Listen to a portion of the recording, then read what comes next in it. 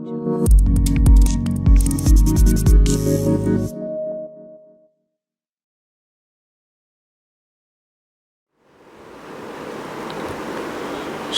1000 kali lepas subuh, maknanya lepas pada habis waktu subuh.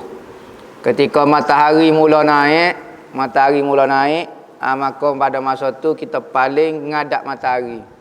Ngadap matahari pun tak usah ngadap matahari, tak apa, duduk dalam rumah, yang penting membelakangi kiblat. Sebut sallallahu ala Muhammad 1000 kali. Bukan lepas pada subuh, lepas pada matahari, ketika matahari naik. Niatlah supaya rezeki kita sebagaimana matahari itu tak boleh orang halal, insya-Allah rezeki kita pun tak ada orang boleh halal. Niat lagu tu. Bukan suruh sembah matahari, ni mungkin kata ustaz ni ajar sembah matahari. Pelik sungguh. Jepun tak sembah dah matahari. Kita nak pergi sembah matahari, pelik sungguh. Lepas tu Jepun makan ajinomoto, tak cara kat matahari Jadi lepas pada nak habis waktu subuh dia, bukan lepas pada subuh.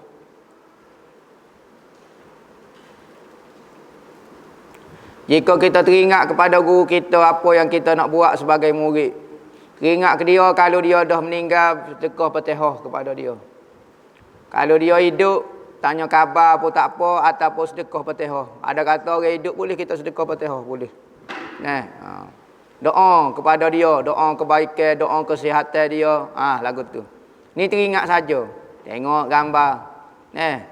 Bila hangpa nak jadi lagu ni? Bila hangpa nak jadi lagu ni? Setara tu saja. Berat. Gambar penuh atas tepek. Gambar Tok Kenali, gambar Tok Selehong, gambar Wali ni. Wali saja gambar. Akhir sekali gambar serba dia besar. Dia besar sekali. Kalau teringat, doa kebaikan kepada dia. Kalau dia meninggal, sedekah Fatihah banyak-banyak kepada dia. Tangga ingatan kita kepada dia. Buat satu benda yang beri manfaat kepada guru kita. Kita sebarkan ilmu dia.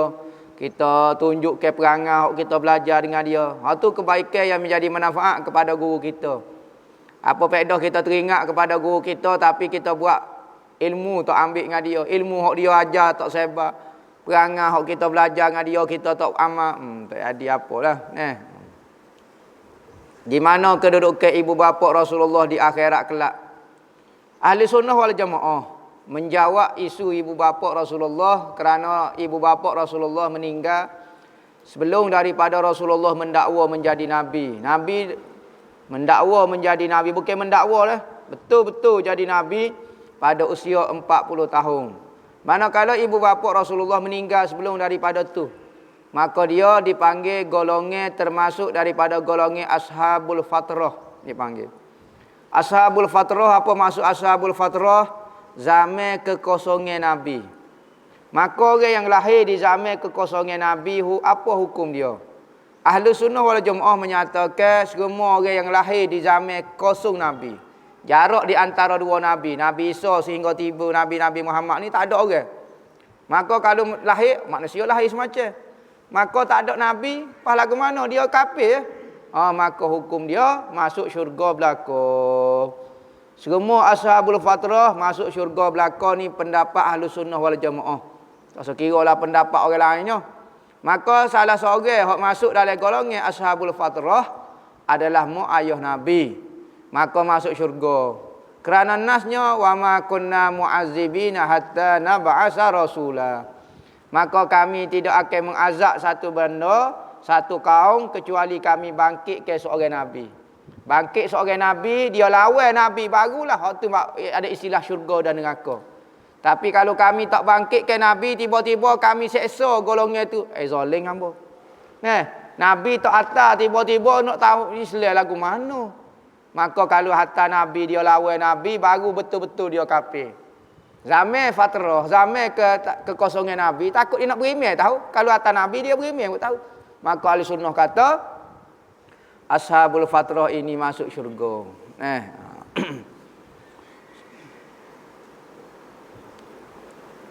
Ada orang minta keterangan mengenai selawat al-Fatih. Selawat al-Fatih ni selawat Allahumma salli ala sayyidina Muhammadin al-Fatih lima ughliq, khatimi lima sabaq, nasiril haqqi bil haqqi wal hadi ila siratikal mustaqim wa ala alihi wa sahbihi wasallam. Wala alihi wa sahbihi. Gitulah. Selawat Fatih ni dua riwayat. Sama ada dinisbahkan kepada ada seorang ulama nama apa dia, Syekh Muhammad Al-Bakri apa dia nama. Kedua dinisbahkan kepada Sidi Ahmad At-Tijani. Selawat Al-Fatih ni masyhur diamalkan oleh pengamal kepada tariqah Tijani yang dinisbahkan kepada Sidi Ahmad At-Tijani. Selawat Al-Fatih ni banyak kelebihan dia. Banyak kelebihan dia. Tahu mana kelebihan dia? Ada Quran, ada hadis. Weh, selawat ni baru umur ni baru yang munculnya lagu mana nak kacau Quran dan hadis. Tak ada Quran dan hadis ni rekod berlaku. Okey, kalau tak ada Quran, tak ada hadis, tak ada kelebihan, apa dia kelebihan PhD? Kamu nak tanya dulu. Ada Quran, ada hadis dah menyata kelebihan PhD. Tak sedok ambil lah gelenyah nak pergi ambil 1 2 3 4 5 belah-belah PhD, PhD apa? Tak ada kelebihan. Bid'ah berlaku. Lepas tu ada kau orang buat berhujah kata Quran hadis berlaku. Selawat Al-Fatih ni muncul zaman bila? Nabi Muhammad zaman bila? Ni tanya Quran hadis, tak ada kelebihan. Selawat Tibil Qulub tak ada kelebihan. Tak ada berlaku ni rekod-rekod ni berlaku sesak berlaku. Sesak. Ambil PhD tak sesak, tak ada dalam Quran dalam hadis. Ada tu ambil PhD mengaji dengan Yahudi dah pula. Sains PhD dia apa dia? Panel dia doktor. Yahudi, Goni. Tak ada apa. Ni bid'ah paling besar sekali. Belajar ilmu dengan orang kafir. Belajar ilmu agama. Kalau matematik boleh kira lagi. Belajar sejarah tak apa. Ni belajar ilmu agama. Siapa dia? Sains. Lulus PhD awak. Yahudi. Tak ada apa lah. Nyanyonya lah kita belajar ni. Nabi kata ilmu itu agama. Ilmu itu adalah agamamu. Maka hendaklah kamu melihat, kamu tengok daripada mana kamu ambil ilmu kamu, yakni agamamu. Kita nak ambil agama daripada orang Yahudi, ada agama dia? Tak ada. Saya ambil ilmu. Nabi kata ilmu itu agamamu. Maklumat hokmu tahu semua berkait dengan agamamu. Tiba-tiba mu ambil ilmumu daripada orang kafir hok tak ada agama. Pelik sungguh. Jadi selawat Fatih ni banyak kelebihan. Antara amalan dia 51 kali lepas pada subuh. Selawat Al-Fatih. Banyak riwayat deh. Satu riwayat daripada Sidi Ahmad At-Tijani, satu riwayat daripada Syekh Muhammad Al-Bakri. Ada orang tanya selawat Fatih ni kata tak ada wasallam. Ya tak ada salam, ya ada selawat saja rasa tak silap ana. Ya tidak ada kalimah salam, wasallam tak ada, wasallim tak ada. Ya ada solla saja. Maka apa hukum dia? Sedekah ada ulama kata salam tu kena ada. Kalau selawat mesti kena salam. Dia kata selawat dan salam ini ulama jawab banyak. Ada kata kalau kita selawat saja tidak jadi makruh. Dalil dia Rasulullah diajar salam dulu. Assalamu alayka ayyuhan nabiyyu wa rahmatullahi wa barakatuh. Dalam sembahyang dia Nabi ajar salam. Salam sahabat dak ui salam macam ke Nabi. Selawat dak. Maka lama dah duduk amal salam, maka Rasulullah sahabat tanya ya Rasulullah lagu mana nak selawat kamu? Baru Nabi ajar Allah kama sallaita ala sayyidina Ibrahim. Ni selawat Ibrahim. Baru ajar selawat. Salam lama dah baru ajar selawat. Berarti kalau kita salah saja tanpa selawat tidak makruh. Kita selawat saja tanpa salam tidak makruh, ada kata ulama. Cuma moleknya selawat dan salam disertakan. Kerana apa? Kerana ayat Quran kata innallaha malaikatahu yusholluna 'alan nabiy ya ayyuhallazina amanu shollu 'alaihi wa sallimu taslima. Selawat dan salam kena ada. Jadi boleh berlaku. Selawat Fatih ni tidak ada salam. Maka orang tanya, apa selawat Fatih ni tidak ada salam? Dia kata lagu ni, jawab dia. Kalau selawat kita buat sendiri, kena bubuh selawat dan salam. Tapi selawat ni hamba terima daripada Rasulullah, maka Rasulullah hajar selawat saja, salam tak ada. Maka hamba tak boleh tambah. Benda yang kalau kita terima daripada Nabi, maka tak boleh nak tambah salam. Tambah selawat saja. Selawat saja. Maka dia jawab lagu tu, selawat Fatih Sidi Ahmad Tijani ni selawat saja dia kata sebab hamba terima Rasulullah lagu tu. Kalau hok bagi kita rekod kena tambah selawat dan salam. Dai kok Wahabi ni ngepek ni. Terima dengan Rasulullah.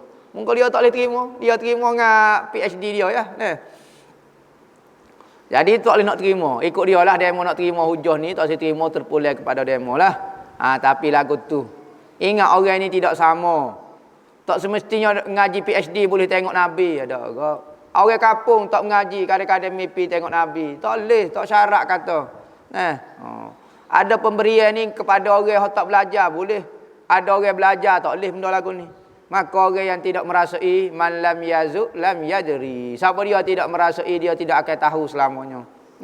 Lebih-lebih lagi kalau dok mengaji Wahabi. Allahu Akbar. Ngaji benda-benda tahu. Benda hak tak ada perasaan dengan Nabi. Kecek kasar dengan Nabi. Benda Nabi pun apa pandai biasa. Siapa bila lah nak bertemu dengan Nabi.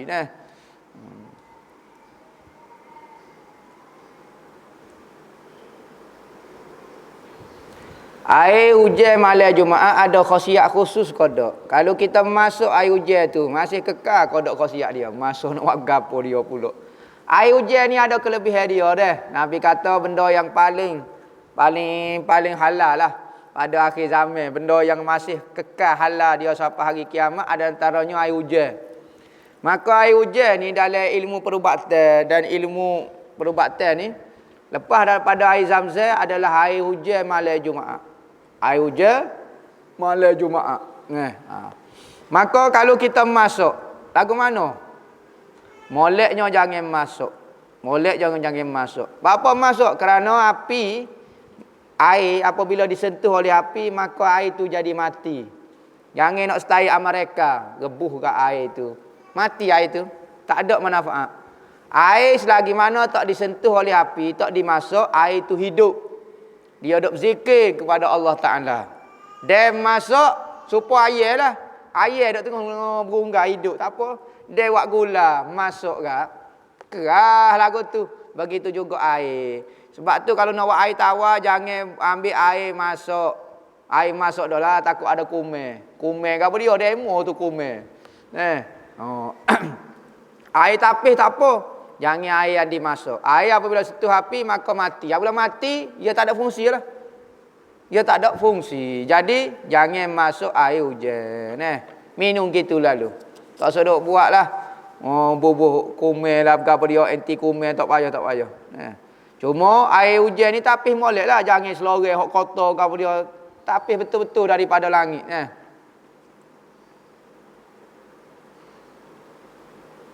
Kalau tersalah baca tahiyat akhir tapi kita tidak tahu adakah kena qada, salah di mana? Di perkataan mana?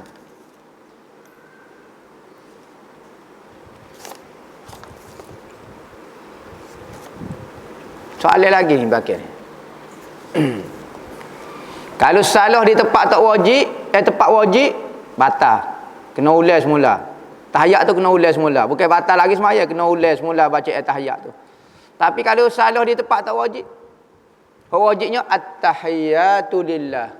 At-tahiyatul mubarakatus salawatut thayyibat. Itu sunat ya. Kalau salah di thayyibat misalnya.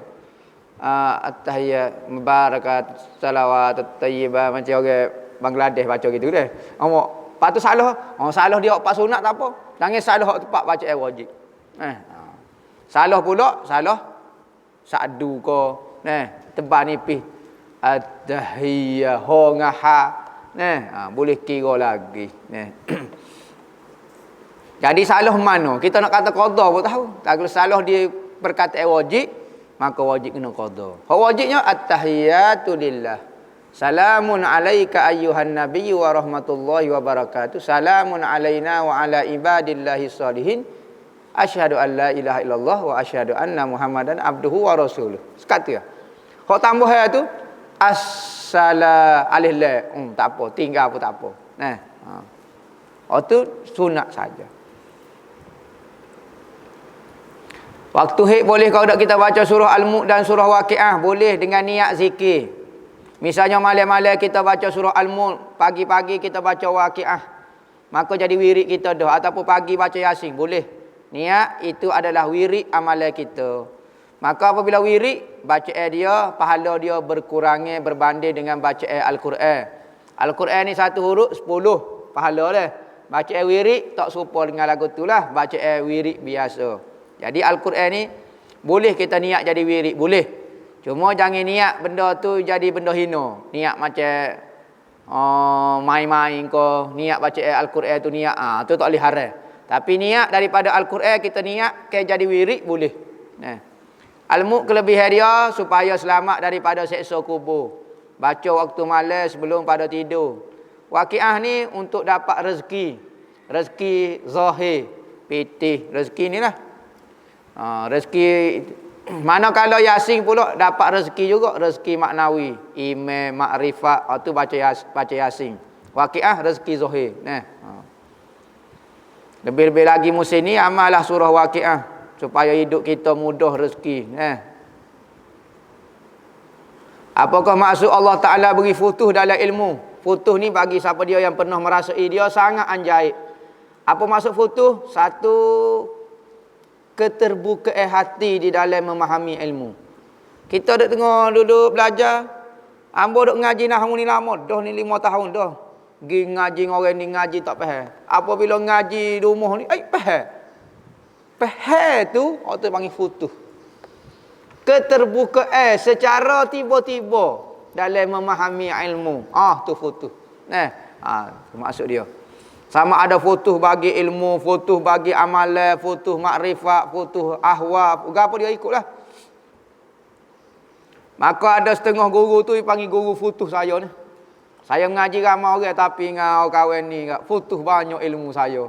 Banyak ilmu saya terbuka dengan kawan ni. Hang panggil guru futuh dipanggil. Guru ni banyak. Guru murabbi kita, guru futuh, guru ilmu, guru gapo. Dia mau ngaji banyak guru. Banyak guru. Guru apa? Guru ilmu. Lepas tu guru lagi. Guru tabarruk. Guru ambil berkat. Guru ambil berkat. Tak ngaji dengan dia. Tak. Ambil berkat ya. Guru berkat. Lepas tu guru cara ke demo tarbiyah. Ajar perangai. Ni guru tarbiyah. Guru futuh demo. Seorang ya. Guru futuh. Ni ingat.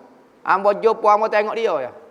Katanya Ustaz Mustafa Al-Jiasi. Pengarah kitab mengenal Allah dan mengenal waliullah deh. Mengenal Allah dan waliullah. Mengenal wali Allah. Mengenal wali Allah. Dia kata hamba tak faham ibarat. Dia ngaji dengan Tok Guru Haji Daud Bukit Abang. Tak faham ibarat ni apa dia.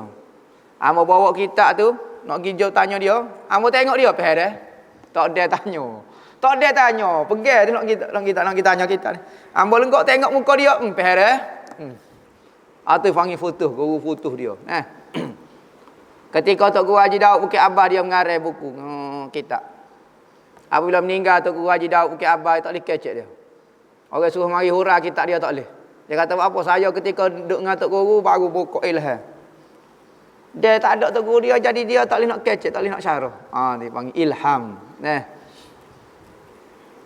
Bagaimana cara simpan cicing ada kalimah Allah ketika masuk tandas mohon pencerahan. Ingat.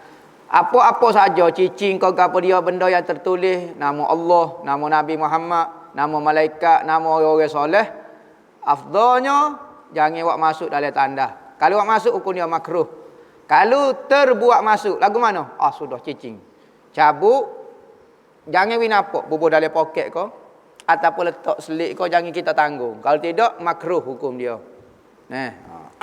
Bubuh kepal kau jangan winapok lah. Bubuh dalam poket. Ada ulama kata bubuh dalam mulut. Jangan winapok. Boleh belakang. Betul. Jangan zahir lagu ni. Cabut. Bubuh dalam poket kau. Lagu tu.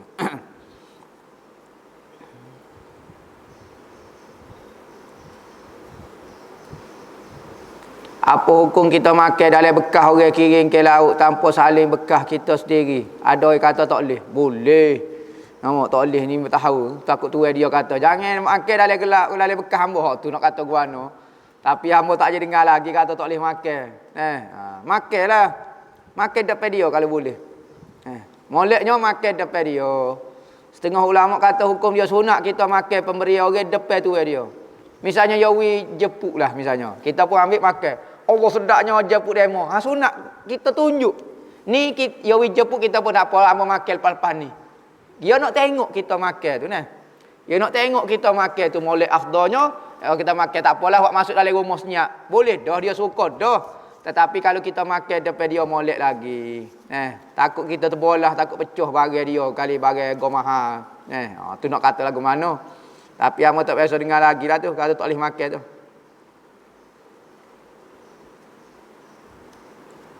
Apakah hukum perempuan tunjuk gambarnya ketika kecil yang terbuka aurat kepada kawannya ketika sudah dewasa? Dia sudah dewasa, jangan tunjuk gambar dewasa dia. Gambar kecil. Kecil gambar dia. Dalam zaman kecil dia pulak gambar tu. Tak apa, sebab gambar tu tidak menaikkan nafsu. Biasanya budak kecil ni orang tak fikir nafsu. Tak sedok kira lah orang yang jenis mikir karuk. Budak besar ni, gambar dia, gambar sengih gitu. Ngakobannya, apa? Lepas tu pukul gambar letak dia. Tak apa, gambar kecil, tak ada nafsu. Hak gambarnya, hak jadi haram, tubuh dewasa. Tubuh yang menyebabkan orang tengok naik nafsu. Kalau kecil, tak dosa. Tu dia besar dah. Tu dia, jangan duk pukul lah gambar lon ni. Gambar hak dulu tak apa. Sebab kecil lagi, dikira hukum melihat budak kecil lah. Budak kecil apa hukum? Dosa tak tengok budak kecil? Tak dosa lah standardnya orang tak naik semangat, tak naik nafsu dengan budak kecil. Demo tak boleh. Demo tak boleh. Demo seorang tak boleh. Demo budak kecil. Lipah pun tak tengok. Lipah pun tak boleh tengok. Berat demo. Lipah pun tak tengok. Berat tu. Tu penyakit. Asal tak kira lah. Tapi standard manusia kalau kecil macam ni, tak apa. Tak ada masalah apa. Dia bukan tengok di usia budak tu. Tengok di gambar tu lah. Sebab hukum tengok gambar. Kayak gambar tu. Masalah dia besar tu, dia tak tunjuk gambar dia. Mohon petua nak hilang kekoh.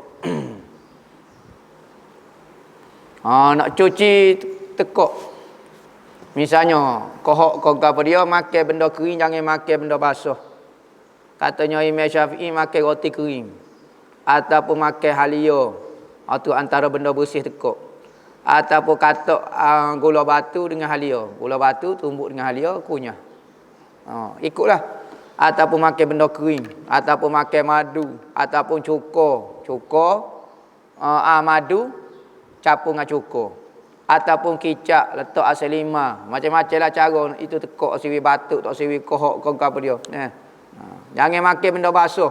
Gula, benda berair, jenis air, apa dia, jadi lekat. Macam-macam lah makan kismis kau. Bazabik kering tu.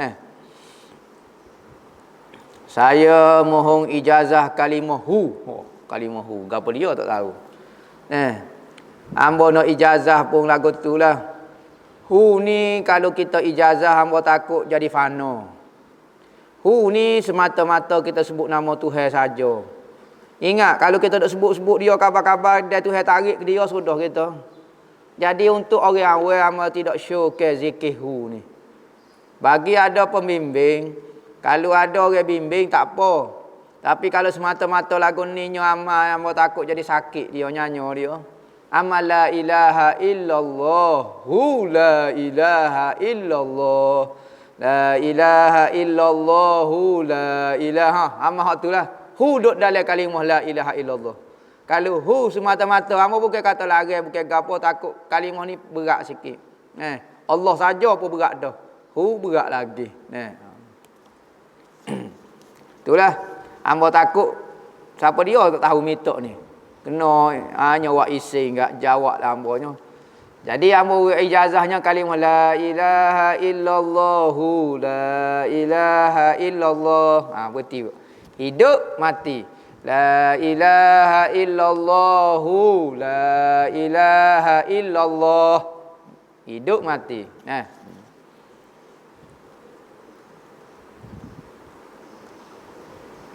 Bagaimana nak dapat berkat ilmu di sekolah ataupun di universiti? Ingat, ilmu yang berkat adalah ilmu yang kita belajar kerana Allah dan menurut Allah. Kalau kita belajar tak ikut cara Tuhan dah, maka tak ada istilah berkat. Tuhan kata belajar ilmu fardu ain, kita tak belajar. Tiba-tiba kita pergi belajar di universiti. Tiba-tiba kita nak berkat ilmu lagu tu. Lagu mana nak berkat? Tuhan suruh belajar ilmu fardu ain. Tiba-tiba kita tak usah belajar ilmu hak wajib, kita lawan Tuhan jelas-jelas pergi belajar ilmu hak tak wajib pun, tiba-tiba nak berkat ilmu lagu tu. Lagu mana nak jawab? Boleh berkat ke tak? Saya nak berkat dengan ibu bapa saya, tapi saya lawan ibu bapa saya. Nak berkat lagu mana? Maka keberkatan yang pertama mesti belajar menurut Allah Ta'ala suruh dulu. Contohnya saya dah belajar dah lepas fardu ain. Alhamdulillah. Saya nak belajar universiti pula, nak supaya dapat berkat. Boleh? Belajar, niatlah. Niat, misalnya ambil bahagian apa? Saya mengaji bahagian doktor. Ingat, saya nak belajar doktor, saya nak tolong orang. Dengan kemahiran yang saya belajar ni, saya nak tolong orang. InsyaAllah ilmu itu berkat, jadi manfaat kepada orang lain. Tetapi, kalau ilmu hak wajib kita tinggal, tiba-tiba pergi belajar di universiti atau di sekolah, tak ada istilah berkat. Tak boleh nak ngejah. Sebab benda ni dah salah dah, tak boleh nak berkat. Benda salah tak ada istilah berkat sebenarnya. Semaya tak akan seluar. Saya nak dapat ikhlas. Ikhlas lagu mana? Semaya tak akan luar lagu mana? Buat apa? Tak boleh kok ikhlas tak akan seluar. Tak boleh. Sebab ikhlas ni kita kecek lepas pada syarat sah betul apa semua, baru kecek bab ikhlas. Berkat begitu juga. Benda tak betul tak ada istilah berkat. Lagu tu.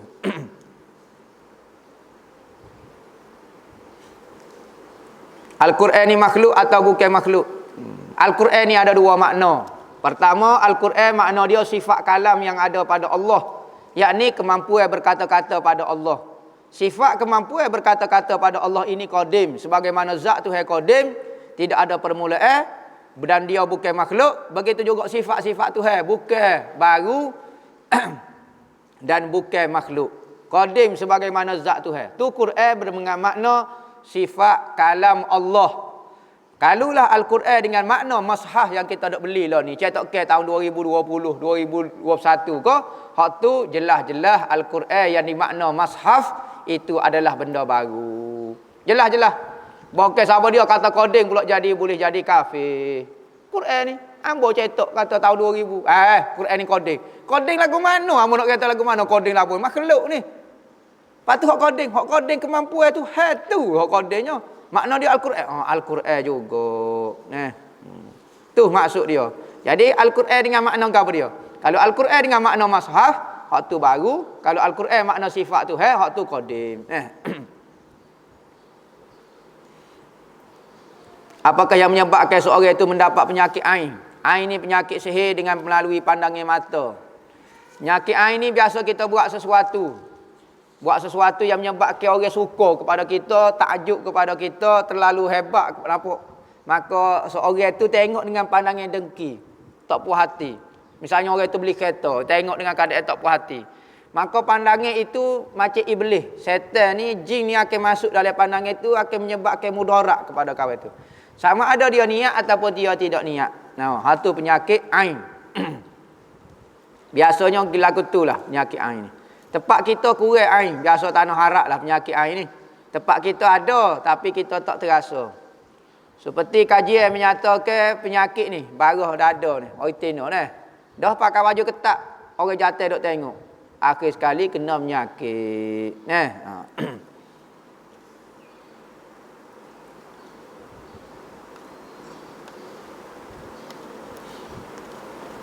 Bagaimana sembahyang orang yang tidak boleh berdiri lama, operate di perut, tidak boleh rokok. Ada ustaz kata kena ikut tertib pada rakaat pertama. Ikut tertib lagu mana? Kawan ni nak rokok, nak gapo dia tak boleh. Sembahyang menurut kemampuan kita. Kita boleh berdiri. Tak boleh. Sakit. Duduk. Tak boleh duduk pula. Menetai ikut kita lah. Muka kita sakit nak rokok tak boleh. Buat isyarat. Sikit. Tak apalah. Jangan kita paksa siapa pecah. Tepat jahit siapa pecah nak semangat nak semaya tak boleh pula. Ya sembahyang ni bukan di rokok tu. Hati kita tu rokok kodok. Ni nak ia sungguh duduk tunjuk di zahir tu betul juga. Tapi sangat pecah Nabi tu saya kata bukan tu sebenar matlamat ambo suruh sembahyang. Bukan nak gerak ke tu. Ambo bukan nak gerak ke tu. Ambo nak diri demo tu biar sungguh rokok sujud ke ambo tu benarnya. Jadi sembahyang menurut kita lah selesa kita. Bukan kata hak selesanya ambo tak sembahyang. Tu tak boleh. Tu mengarut tu tak selesa tak sembahyang mengarut. Kena sembahyang sekadar kita mampu dah. Lagu tu. Bapa Zuhur Maghrib dikuatkan. Zuhur asal baca slow pula. Okey. Maghrib Isya subuh baca derah kerana tengah malam. Disyariatkan sembahyang ni di Mekah. Maka pada di Mekah ni orang nak khianat orang. Maka Zuhur dengan asar ni orang kafir bangun. Maka kita semaya slow tak sewi orang kafir dengar. Maghrib, Isya, subuh ni waktu malam orang tak tobik rumah dah. Kalau kita semaya baca derah pun orang kafir tak dengar lah mana dah. maka sebab itulah disyariatkan zuhur, maghrib, isya, subuh baca derah, zuhur, asar. Sekalipun zaman tenang pun, zaman tak ada orang ganggu pun jadi syariat lagu tu dah. Tu hikmah dia nah. Adakah tidak merasa ke apa-apa perasaan itu redha? Jala dah tu. Lama. Jadi fana lagu tu dah. Tak ada perasaan demo. Ada orang ni tak ada perasaan. Tak ada perasaan. Nah. Orang surat kerja tak ada perasaan demo. Tak ada nak nolong, tak ada perasaan nak nolong. Makan nasi ada perasaan pula. Tu redha panggil. Jala redha kau lagu tu, tak ada perasaan. Tak ada perasaan di gapo. Tak ada perasaan di musibah. Apabila musibah berlaku tak ada perasaan. Reda belaka. Jalan tu. Tapi tang buat kerja tak ada perasaan demo. Nak menolong tu muka lain. Tak ada perasaan di gapo dia. Kalau di musibah reda, tu reda. Tak ada terasa gapo dia. Marah dak gapo dia dak. Bahkan suka dah pula. Sakit tu hebui. Suka. Anak hamba mati.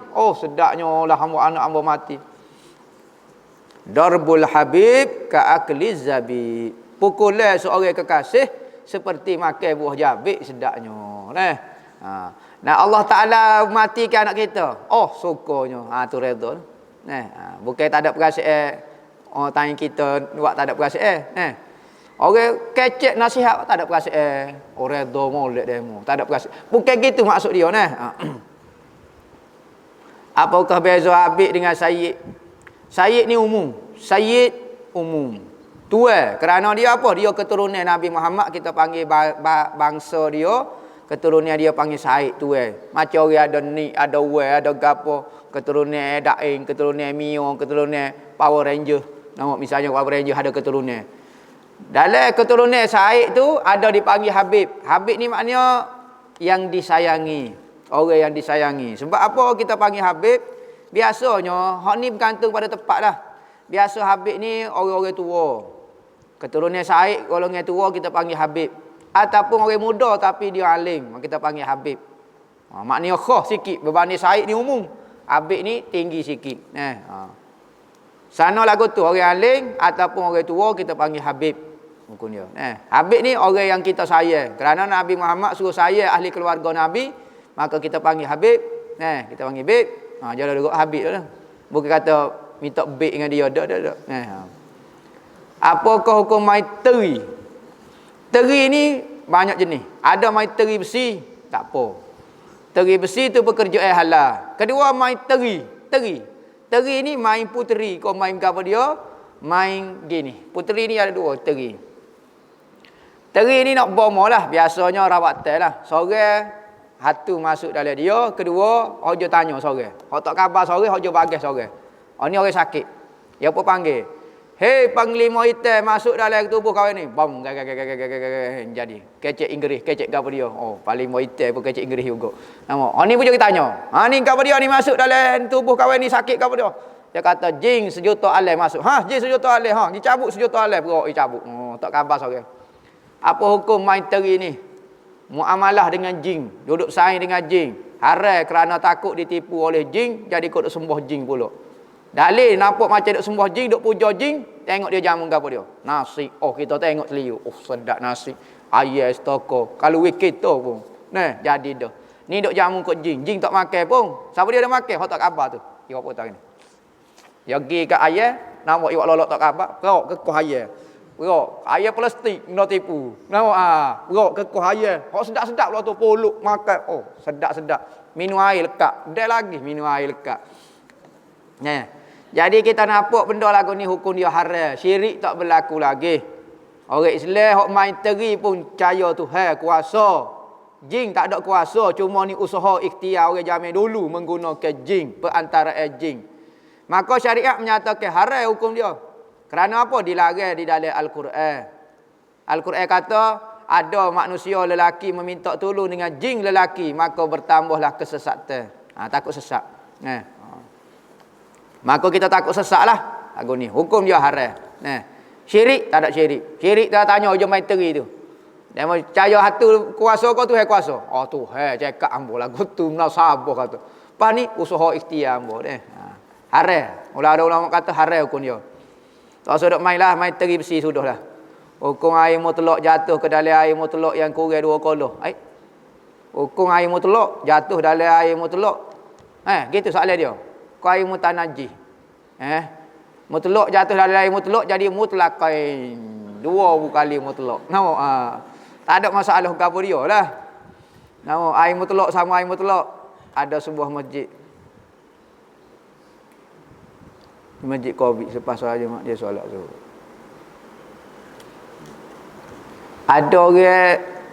Ada sebuah masjid buat solat Jumaat di musim Covid. Lepas solat Jumaat dia solat zuhur sebab katanya takut tidak sah. Boleh kau gitu? Gini masalahnya dalam mazhab kita. Semaya Jumaat ni 40 orang. Kurang daripada 40 orang tu kunya tak sah. Lepas tu orang tak sah semaya Jumaat. Pergi pun 12 orang tu cukup syarat juga. Mazhab lain, mazhab lain ikut cara mazhab lain, ambil semaya cara mazhab lain. Mau nak ciruk Maliki Maliki kata 12 orang. Buat cara Maliki. Buat jelas lagu tu. Ni maya Jumaat ni hukum kau dia lah ni. Nak ikut Syafi'i kau, ikut Syafi'i tak semaya dah. Sebab kalau 12 orang tak boleh tak. Tu pendapat muktamad dalam mazhab kita. Lepas tu maya zuhur. Lepas tu hok mari pula, bukan orang mukim pula. Tu imam hok duduk. Ambo bukan orang mukim pun. Ambo orang bukan orang mustautin. Orang jauh-jauh mari duduk semaya 13 orang. Pas lagu mana? Dia mau nak semaya lah. Molek maya zuhur lah ni. Tak cukup syarat maya zuhur lah. Kau rajin nak buat Jumaat pada maya zuhur pula. Maya Jumaat. Baik maya zuhur, mudah lalu. Kalau nak buat maya Jumaat, okey 40 orang. Dalam mazhab kita. Lepas tu 12 orang tu kurang ke? Kalau kena Covid 12 orang kena juga. Tak syarat 40 orang baru kena Covid. Tak, lagu tu lah gitu ni. Nak pergi semaya Jumaat, lepas tu semaya zuhur pula. Ikutlah terpulang kepada kita ni. Hukum like share video kuliah daripada golongan Wahabi Syiah. Apa hukum dia? Haram hukum dia kita sebar ke kuliah Wahabi dan kuliah Syiah. Jika kuliah itu mengajak kepada kesesatan kumpulan dia. Kumpulan Syiah, kumpulan Wahabi, hukum dia haram kita sebar. Tapi kalau dia bawa dia ngajar nasihat suruh kita rajin semaya. Wahabi tu. Wahabi Syiah kata saya Wahabi. Nama saya Wahabi bin Wahabun. Misalnya. Dia orang Wahabi betul lah. Ketua agama dia apa Wahabi. Dia ngajar nasihat bak suruh semaya. Tu tak apalah. Sebarlah. Dia suruh baca Quran Allah. Dia suruh jadi baik. Ya Wahabi ni hak betul dia sebarlah. Hak salah dia jangan duk sebarlah. Dia kata Tuhan duduk selok atas arah lah. Tuhan selok kain nak buat betih. Jangan duk sebarlah tu berdosa gitu ni. Hukum dia haram dah berdosa. Mohon ijazah doa atau amalan untuk bayi baru lahir agar jadi anak solehah. Nak suruh budak jadi juru, ambil tangan tok atas dahi. Dahi budak bukan dahi kita. Dahi budak tu letak baca ya Rasyid 41 kali. Dalam hati kita niat dia nak jadi gapo? Hafiz ke, nak jadi wali ke, nak jadi tok pekoh ke, nak jadi tok usul ke gapo? Niat ya Rasyid 41 kali. Lepas tu banyak ke budak tu makan buah tamar. Sekali sebutir sehari tak apa dah. Ketika dia boleh makan lah, jangan ketika kecil ni. Ketika besar ni, suruh dia makan buah tamar banyak, minum air zam-zam. Budak tu jadi dengar kata, budak tu jadi jujur. Budak jadi straight. Bukan nek. Ya jadi nek budak tu. Bukan nek. Nek tu jadi bodoh letak. Nampak? Jadi budak tu jadi jujur. Ajar makan buah tamar. Lepas tu soal lagi amalan, letak tangan atas dada pula. Dada budak. Baca inna anzalna 100 kali. Baca inna anzalna 100 kali. Baca inna anzalna 100 kali. InsyaAllah budak tu akan jadi wali Allah Ta'ala. Itu amalan dia lah. Lepas tu budak-budak ni ajar main telinga. Ni main hujung telinga ni. Nak marah ke dia pun kita main sini lah. Jangan rotel, jangan piak ada kata.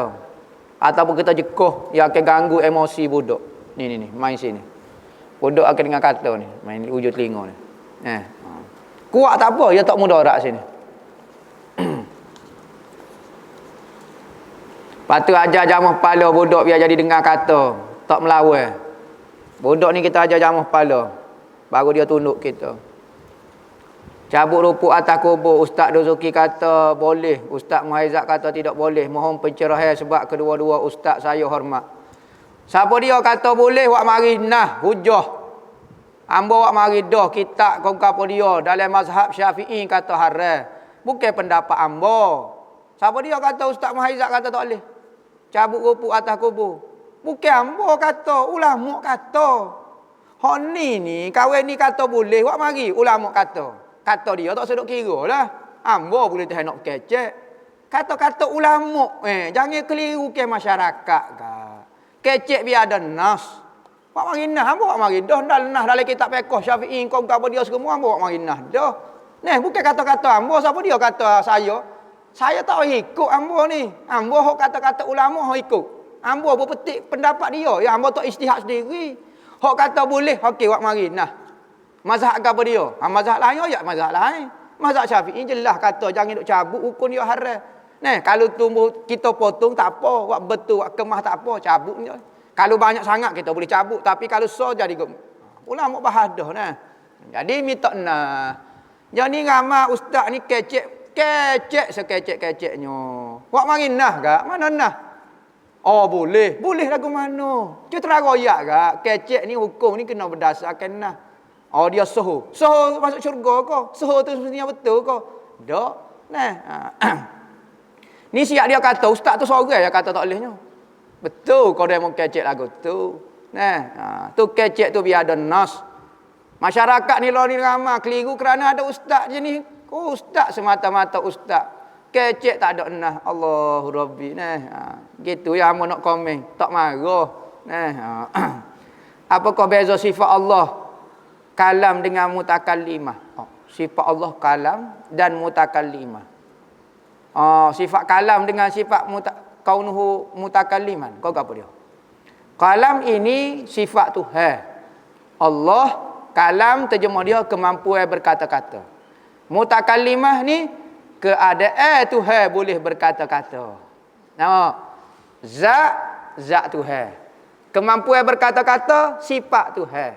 Dua berlainan dah, zat dengan sifat. Kita gabung dua ni, zat dengan sifat, keadaan Tuhan boleh berkata-kata. Itu mutakalliman. Kaunuhu mutakalliman. Keadaan Tuhan boleh berkata-kata, gabungnya di antara zat dengan kemampuan berkata-kata. Kalam, kemampuan berkata-kata. Panjang dah tu. KIV dululah soalan ni. Wallahu a'lam.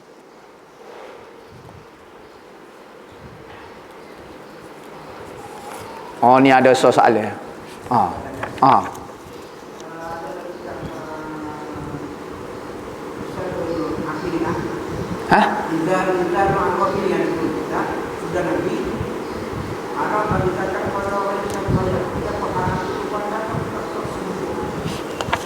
Gini.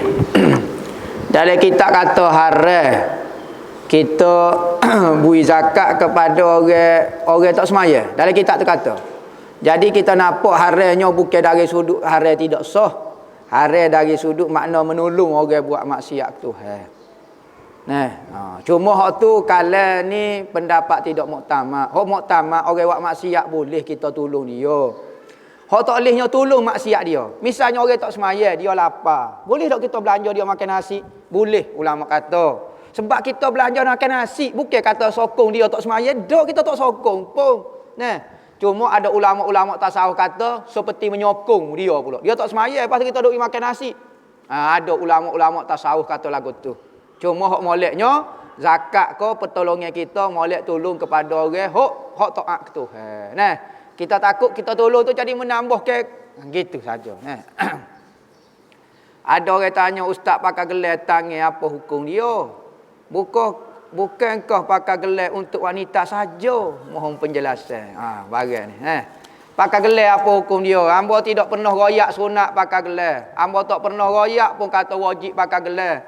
Hamba tak pernah royak sunnah Nabi pakai gelar. Lepas tu ustaz pakai gelar tu. Tak semua benda hamba buat di tubuh hamba ni sunnah belaka. Jangan buat hujah diri hamba. Jadi hamba pakai gelar ni ada sebab lah. Ramai ada orang tanya. Gini. Hamba pakai gelar ni hamba sakit. Maka adalah kelebihan gelar ni untuk kesakitan hamba lah ni. Jadi ubat hamba sebut dah. Ada ubat jenis sapu, ada ubat jenis telai, ada ubat jenis tepek dahi, ada ubat jenis cocok COVID lah ni kan. Jadi berat lagi. Ada ubat jenis pakai lengan, pakai gabung. Ni salah satu ikhtiar hamba untuk menghilangkan sakit hamba. Ilah sakit tak payah makan obat lah. Ilah sakit tak payah pakai gelar lah. Ambo tak koyak sunnah pun. Mungkin kata ikut kan sunnah pakai gelar. Tak. Ambo tak pernah koyak nah. Jangan kata sabit kepada ambo, awak hujah ambo, kata tu. Pakai gelar, sunat pakai gelar. Dok obat lah ni nah. Apa ilah obat orang tak makan. Dah panado kau ada. Dok agak dia makan panado. Cecoh colek gapo dia. Dok dia obat tai makan tai sakit lah. Maka ambo pakai tai sakit lagu tu saja nah. Bukan kata hujah, bukan kata sunat pakai gelar dok. Wallahu a'lam. Fa ila hadratin Nabi Muhammadin sallallahu. Al-Fatihah. Bismillahirrahmanirrahim. Allahumma shalli wa sallim ala sayyidina Muhammad. Alhamdulillahirabbil alamin.